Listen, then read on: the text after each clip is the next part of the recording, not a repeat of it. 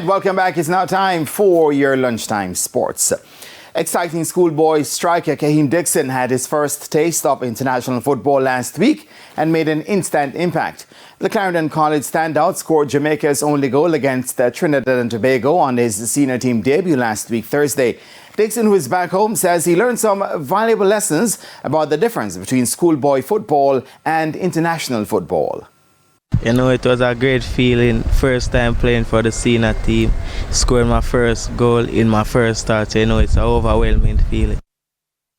Who also plies his trade for Arnett Gardens locally, was a bit coy when asked about his future plans, including offers from overseas. No, I won't talk it on the media. You'll see what's in the pipeline. And staying on football, Cavalier SC missed out on the opportunity to go atop the Jamaica Premier League standings following a come-from-behind 1-1 draw with Humble Lion on Monday at the Stadium East complex. Humble Lion were in front after 56 minutes, courtesy of Andre Clennon, but Cavalier found the equalizer through their team's top goal scorer, Jamaro Calvin, in the 78th. Cavalier are on 44 points, 2 behind leaders Mount Pleasant, while Humble Lion halted a 5-game losing streak. Meanwhile, Dunbeholden pushed their claims for a playoff spot by brushing aside Harbourview 3-0 in the nights on the game. Dwight Merrick was responsible for the opener, netting in the 34th minute, and that was doubled in the 72nd by Carlington Blackwood. Roger Smith then sealed the deal a minute from time. Dunbeholden surpassed Waterhouse to be on 33 points in 6th place.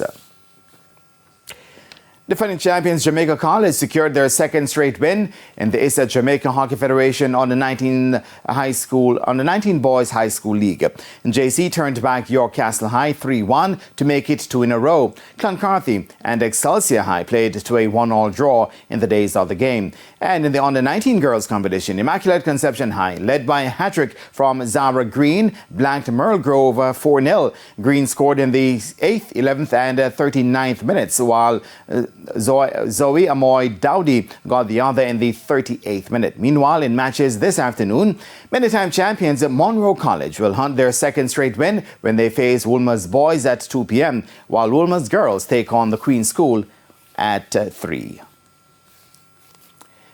Danica Waysam scored 17 points and Shade Gordon chipped in with 13 as Holy Childhood thrashed Excelsior 55-9 in the ISA Schoolgirls Basketball League. Tamay Hamilton was the other player in double figures with 12 points. Yeah, well, actually last year Queen stopped us. I mean, this is a different year. I mean, we've gotten better. You understand? And we can't wait, to reach back in that scenario, same situation, and it left to us to prove ourselves. We have a pretty young team. As you can see, that we're inexperienced.